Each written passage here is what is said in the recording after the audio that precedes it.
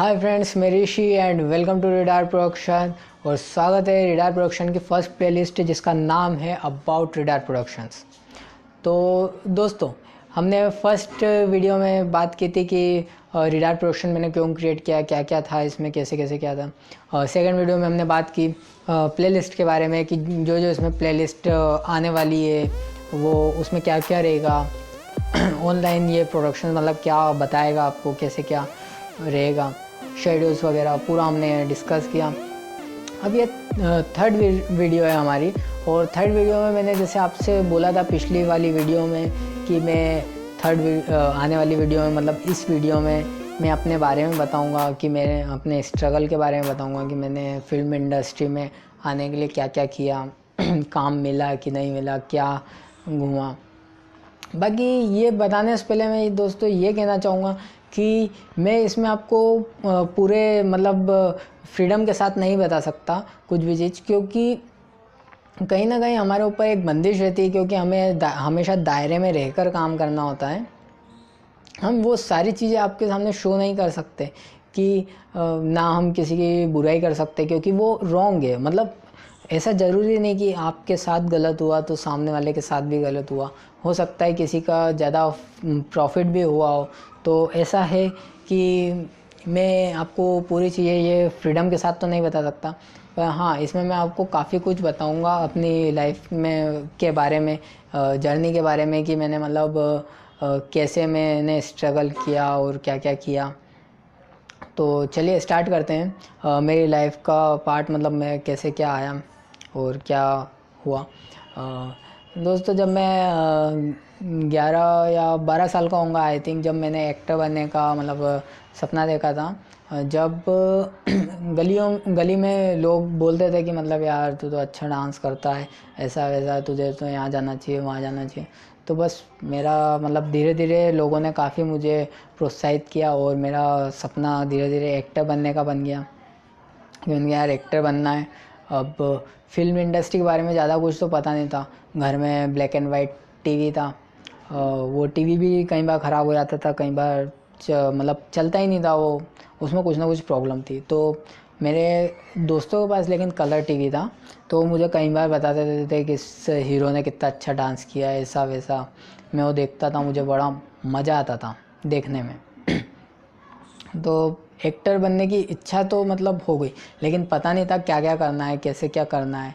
अब सोच लिया यार कि ना मेरे को ये भी नहीं पता था कि मतलब मुंबई जाना पड़ता है या किसी ऐसी सिटी जाना पड़ता है जहाँ, या ऐसा कोई प्रोडक्शन ज्वाइन करना पड़ता है जहाँ पे आपको लाइफ मिल सके, मतलब लाइफ लाइन मिल सके या आप आगे बढ़ सको, ऐसा कुछ करना पड़ता है। इन सब चीज़ों के बारे में मेरे को कुछ आइडिया नहीं था, मैं एकदम ब्लैंक था।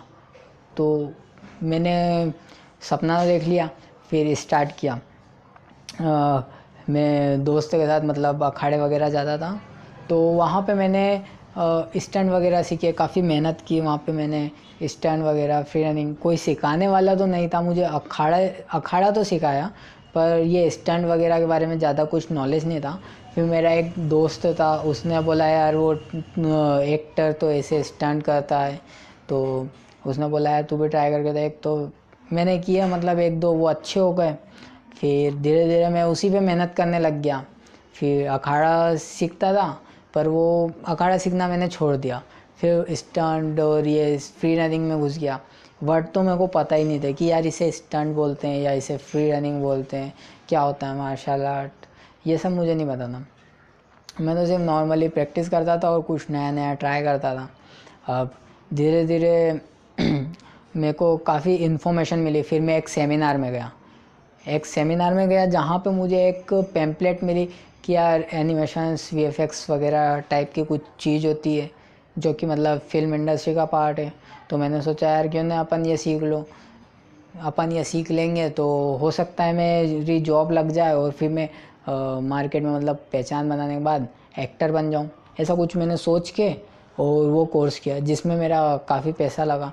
मैं आपसे किसी की बुराई तो नहीं करूँगा, पर मुझे इतना कुछ खास प्रॉफिट नहीं हो पाया, कई चीज़ें मुश्किल रही। तो फिर मैं ये सीखने के बाद जब मुंबई गया तो वहाँ पे ही मैंने काफ़ी स्ट्रगल किया, पर मुझे कोई ढंग की जॉब नहीं मिली। क्योंकि एक तो सबसे मेन जो इम्पोर्टेंट बात थी वो ये थी कि मेरे पास पैसा नहीं था।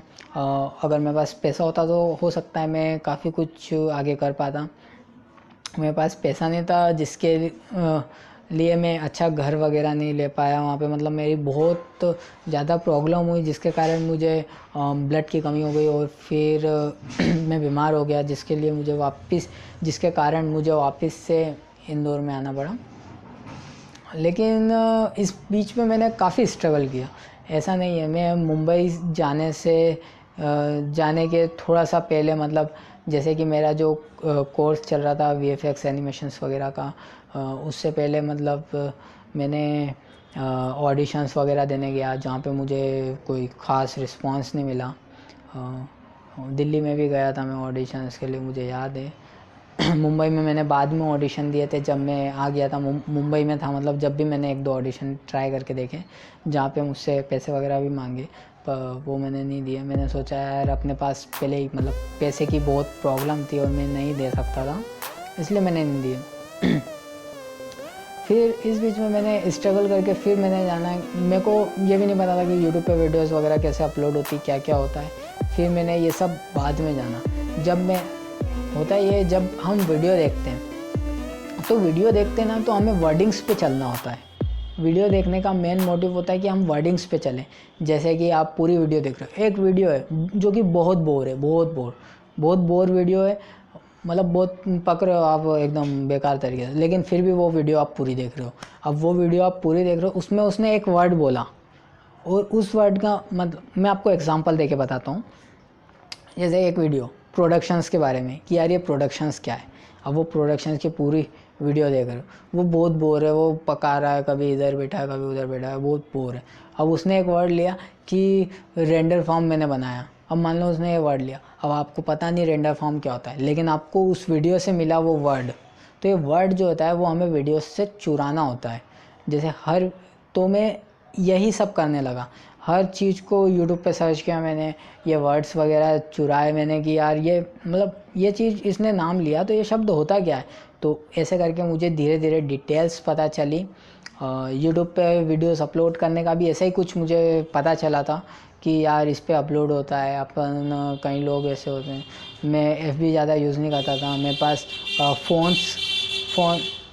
फ़ोन्स वगैरह नहीं था, टच स्क्रीन वगैरह ये सब कुछ भी नहीं था।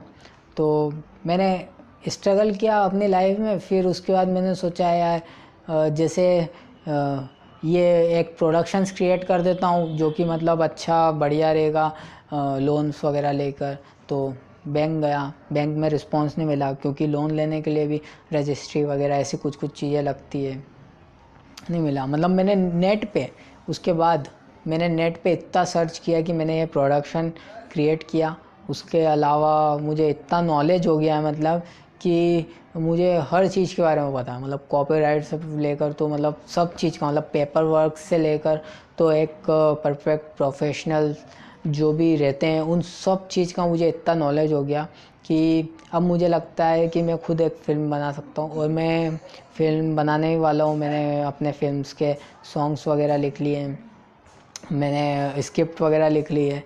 वो कुछ स्क्रिप्ट पहले लिखी थी जिसको मैंने मॉडिफाई करके कुछ नई स्क्रिप्ट बनाई, ऐसा कुछ किया है। एल्बम्स वगैरह मैं अपना म्यूज़िक बनाने वाला हूँ, सब कुछ मैं अपना खुद सेल्फ करने वाला हूँ। तो ये मेरी लाइफ की जर्नी रही और अब तक की इस जर्नी को मैंने आपको बहुत शॉर्टकट में बताया है। एक्चुअली मेरे साथ जो मतलब काफ़ी स्ट्रगल, जो एक दर्द होता है वो मैंने पूरा जिया है। और मुझे उम्मीद है कि आपको ये मेरी जो जर्नी है वो आपको पूरी तरीके से समझ में आई होगी। वैसे ज़रूरी नहीं कि हर कोई मतलब इसी दौर से गुजरे जब जाके वो परफेक्ट बन पाए। नॉलेज हमें अगर लेना है तो आज कल सबसे बेहतरीन साधन है वो है नेट। तो नेट से आपको बाकायदा पूरा नॉलेज मिलता है। आप मेरी ही वीडियो नहीं, आप और भी वीडियोस डाउनलोड कीजिए, देखिए, समझिए कि यार ये बंदा क्या सिखा रहा है, क्या कर रहा है। अगर वो वीडियोस आपको इंग्लिश में मिले या और कोई सी भाषा में मिले, आप जैसे हिंदी हो या हिंदी में मिले तो अच्छी बात है, पर अगर नहीं भी मिलती है तो भी आप उसके डिज़ाइनिंग के तरीके को समझिए कि वो क्या समझा रहा है, वो क्या कर रहा है। प्रैक्टिकली मेकिंग्स वगैरह देखिए, नेट पे मिलती है जो कि फ़िल्म्स की मेकिंग। मैं आपको फुल डिटेल में तो मतलब बता नहीं सकता, क्योंकि यूट्यूब पे जो है कॉपीराइट का बहुत बड़ा इशू रहता है, ये एक बहुत बड़ी प्रॉब्लम है। इसलिए मैं आपके सामने ना किसी फ़िल्म का नाम लूँगा ना कुछ, वरना आप उन सब की मेकिंग निकाल के देखिए। आप हॉलीवुड्स फिल्म को भी देखिए, बॉलीवुड्स को भी देखिए, और भी जो आप बेहतर देख सकते हैं, जो भी फील्ड में आप जाना चाहते हैं उसकी सारी इन्फॉर्मेशन आप निकालिए। उसके बाद इंटर कीजिए इस इंडस्ट्री में और सब, ताकि आपको कोई लाइफ में धोखा नहीं मिल सके, कोई फॉल्ट वगैरह ना हो। तो आई होप कि आपको ये वीडियो काफ़ी समझ आई होगी, और इस वीडियो को बस मैं अब यहीं तक बना रहा हूँ। तो आई होप कि आपको ये समझ में आया। आप लाइक, शेयर और सब्सक्राइब ज़रूर कीजिए। मैंने अपनी पिछली वीडियो में भी बताया था कि जहाँ से आप लॉगिन करते हो यूट्यूब पर, उसी के पास में एक बेल का साइन रहता है।